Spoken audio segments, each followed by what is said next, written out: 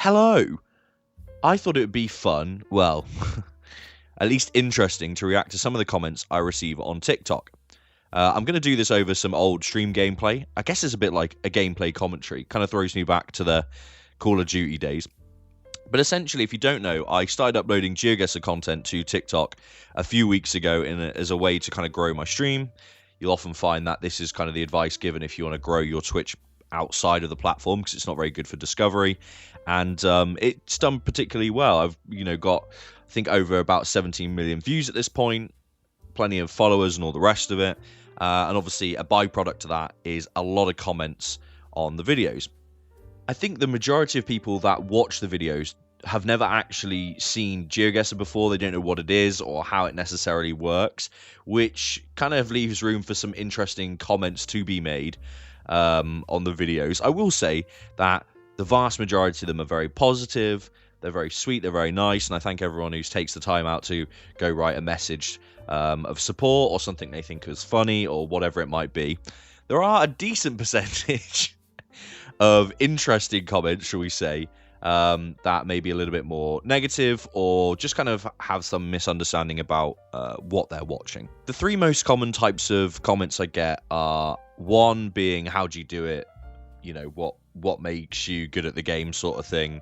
The other one being the like GeoWizard type humor comment of, sees blade of grass and says it's Azerbaijan. Haha.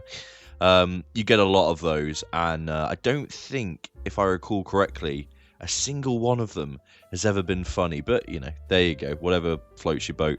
I guess the other one is just people asking what the game is. Even though I include that in the description, and there's always hundreds of comments of people advising that it's GeoGuessr, there's an app and a website, people still ask it. So there's always some amusing responses. People saying it's like Wii Sports Resort and stuff. So, yeah. A fairly common comment is where people take the kind of vague description I give during the video of why I'm guessing any given country and kind of call into question about whether or not it makes any sense. Usually the content on TikTok that does the best is your 10-second rounds where you get all the rounds in, kind of have a final score, and it kind of shows off, several good guesses in one video. That seems to be quite popular.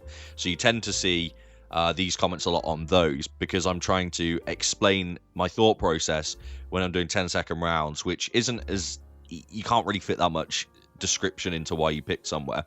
So obviously there's a comment here that says about not being able to pick Colombia based on road lines, but obviously what I'm doing is explaining there's road lines, in combination with other factors help me arrive at Colombia. I think most people do understand that obviously it's a fact combined with other elements to be able to reach, your conclusion. But I do wonder about the mentality behind the kind of people who leave these type of comments or upvote these type of comments. Like, I think it's fair to say that it's unrealistic expectation for most people to be well traveled or to have left their country. Obviously, it's quite a privileged thing to be able to go and do. But I think most people have the ability to kind of consume other medias, and it kind of surprises me that if you've ever watched a film or a television show or anything, that you've not been able to ascertain that different places do look significantly different, and not just in their general architecture and landscape, but maybe that they have different types of signage and road lines and that sort of stuff. I guess maybe I just taking that kind of stuff for granted, but it's strange to me. And even if you didn't know that, why you'd assume that countries don't have unique signifiers? Do you think there's a global government that gives out all countries the same type of infrastructure and stuff? I don't quite know. But I mean, this is probably the same person that believes in the Illuminati, right? So another type of comment that you'll likely find amusing is that which is left by a Tim Davies gang member. Or a GeoWizard stan. Fuck me, these people are insufferable. I will preface this by saying the vast majority of comments mentioning GeoWizard are simply harmless and people being, quite sweet and just saying, if you like this content, you can go watch a guy on YouTube called GeoWizard. He's really good. And I think that's absolutely fine. No problem with that. But there are, there's a non-zero amount of people leaving these kind of GeoWizard is much better type comments, and it does make me salty. I'm a bit competitive, and I guess that does annoy me.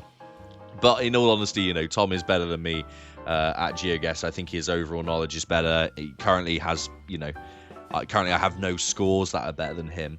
I will say he's got about 5 years more experience than I do, which is a little bit of a help. But it's kind of annoying when I feel fairly close to him in skill level. But so he reads some comments, it makes me seem like an inferior mortal to the Geo God. I will say as well that Tom doesn't kind of encourage or create these type of people in any way, not purposefully at least, because if you watch his videos, you'll know that he oftentimes references leaderboards and shouts out creators and players who get better scores than him and that he's trying to beat and so on and so forth. So it's not that he doesn't highlight that there are other people better than him, and he doesn't oversell his skill in any way. I think it's just a consequence of the way he plays GeoGuessr and the way he creates videos. And I think from a content creating perspective, it's really quite interesting as to what he does, because he'll weave a narrative into his guesses. He'll put stories in and references and spends quite a lot of time doing that. And when you combine that with his travel videos, his straight lines, and it's going through Europe and stuff like that, it gives this impression that his GeoGuessr skill is based on being a kind of wise, worldly traveler. And that's a far more romantic idea than being, a shut-in memorizing bollards and getting good at GeoGuessr through kind of memorization, as opposed to, real world experience. And I think that's why, people do kind of really enjoy his content, because it's a kind of more romantic than, some of the other GeoGuessr content that's out there. I think it is a shame when there are really, really good players that kind of exceed my skill level, his skill level, blah, blah, blah, but they don't kind of get the time of day. And I hope as GeoGuessr kind of continues to grow as a game, those who are very good get a bit more of the limelight. But I do think, really, there are people out there who need to improve the presentation of their content in order to do that, if they do want to reach more people. But, some people just want to play the game and just register their scores, and they don't necessarily want many people to come and watch it, which I think is fine as well. Probably the biggest request outside of, do you ever get it spot on? Can you please post a video where you get it spot on or within a meter or whatever, is posting fails, which I always find quite interesting, because do people ask to see, people who play, Call of Duty get shit rounds or stuff? I don't think it's that common, but I've posted fails and stuff before. They don't do particularly well. I mean, if you want to see any number of fails, just tune into the stream at any one time and watch me pull an 8k and end the stream out of rage. I mean, there is plenty of fails when I'm interacting with this game. So another one we see fairly often is people asking whether I took geography in school, whether or not I have really good geography knowledge, so on and so forth. And I think it's kind of a cold take within the GeoGuessr community for those who play the game, but maybe not so much outside of it. But being good at GeoGuessr has absolutely no basis in being academic in any field. The game is essentially general knowledge with a heavy emphasis on memorization. And I don't mean memorization in terms of, looking at the locations and memorizing what they look like and then remembering that for another time necessarily. It's more that you say, okay, well, I know this amount of countries has Google Street View coverage. I know this amount of countries drives on the left-hand side. I know this bollard means this country and this language means that country, so on and so forth. And as long as you remember enough of those factors, combine it with a rough, very rough geography knowledge, you can get by. But I don't think it teaches you anything significant about geography necessarily. Maybe a bit more kind of niche general knowledge, facts and little bits and bobs about culture and religion and languages, but on a very kind of pop sci level, if that makes sense. And I will admit though, I think if you took somebody who's never played the game, you take two people, they've both never played the game, and one person has, a master's in geography, which probably isn't something you can get, but they've studied geography, maybe they've also studied languages. I think that person would overall have a better average score than the other person using some of that knowledge. But I don't think that would make them any better than somebody who we could train to use meta and play ADW for 2 weeks, if you know what I mean. So a semi-related kind of comment, and it's probably the second most popular joke to make on videos, is this idea that Americans are shit at geography. I think it kind of generally spawns from the age-old classic of shitting on Americans for being dumb, which I guess has been around as long as they have, in a way. But it's interesting to me because I don't think geography is the way to flex that, in the sense that I reckon if you give a map to any Euro fuck, we're probably going to get it as right, as wrong as they would. I don't think we have any particular better education in geography than Americans. I guess the perception's kind of upheld by these clips you see from late night talk shows in America where they'll go and take a map and dump it on Hollywood Boulevard or wherever the fuck, and some poor girl, you know, gripping a iced venti latte from Starbucks and an iPhone 11 points to Norway and giggles and says, "Oh, that's where Senegal is," and everyone proceeds to laugh, ha ha ha ha. Maybe it comes from that, but I'll say this now, okay? Being able to point to countries on a map, or recognizing a flag, or knowing the pronunciations of some places, it's not impressive. It's not a skill. That's some of the most pointless knowledge you could possibly possess.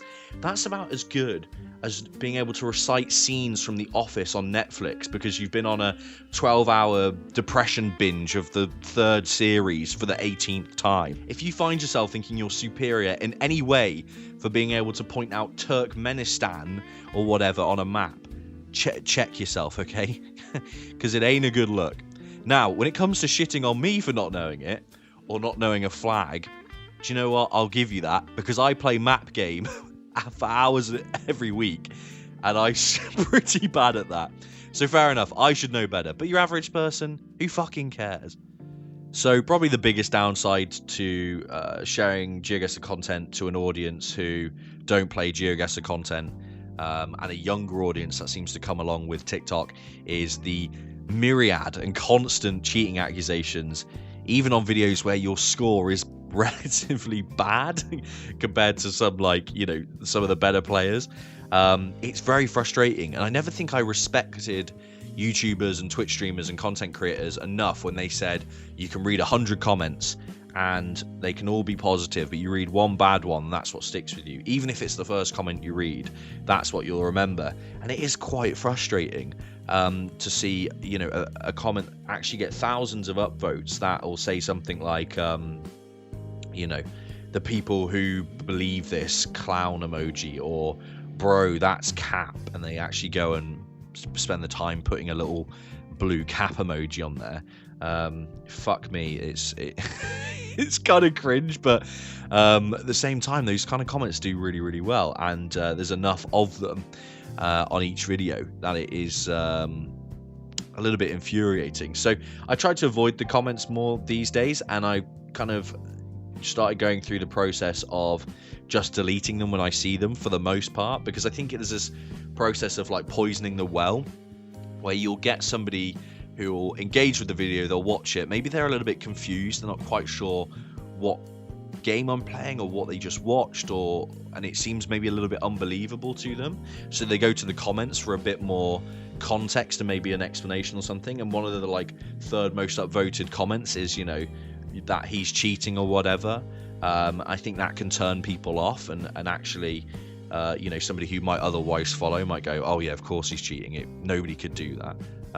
When with a little bit more context, actually, you know, GeoGuessr's not an easy game, but it's far more easier than what can be presented through, say, a minute-long video on TikTok. And yeah, that's something to have to deal with. I guess the two amusing things that you see is that the biggest claim is that because I turn my head to the right at the start of each round, or points during each round, it means I'm like looking off to a second monitor that is giving me the answer. I mean, first of all, I have a monitor on my left, and the only reason I turn my head is because I'm not sat central to my primary monitor. I'm sat central to two of my monitors. So if I do want to see the right-hand side of my primary monitor, I do have to turn my head slightly. But it's quite entertaining to watch people like design a narrative around that one little fact. And you'll see people, the same person will go from video to video replying to people's comments who say, how are you so good, or whatever like that. And they'll write not just that, look at him looking at the other screen, but they'll write out this story where they'll go, he has a hack inject into the game which he runs off his second monitor. Look at the start of every video, he looks to the right and it tells him exactly where it is, or it tells him where it is at the bottom of the screen and he crops out, blah blah blah. It's fascinating to me that people create these entire narratives around these tiny bits of information they have. And yeah, it's frustrating. And I reply to the comments sometimes. I've done video replies, so on and so forth. But what I've learned is it doesn't matter how many video replies or comments you reply to, or TikTok lives that you do, or streaming on Twitch or YouTube videos, it doesn't really make a difference, because the kind of person who is going to make that kind of judgment without knowing anything or playing the game or whatever, is the same kind of person that's not going to engage with that content anyway. They're not interested in further context. They've made their mind up. And even something as simple as the fact that people say, look, can't you see? It says play the same map again. Why do people think this is impressive when it's the same 5 locations? Are you dumb, cunt? What? It baffles me that people have the confidence to assert their opinion with so little information. And I will say, don't waste your time thinking about it. That's my advice. I'm trying not to do it. It frustrates me. The mental process that people demonstrate is highly irritating, but ultimately it's a complete waste of time to overthink about it or spend too much time focusing on the negative and stuff. So I just move on from it.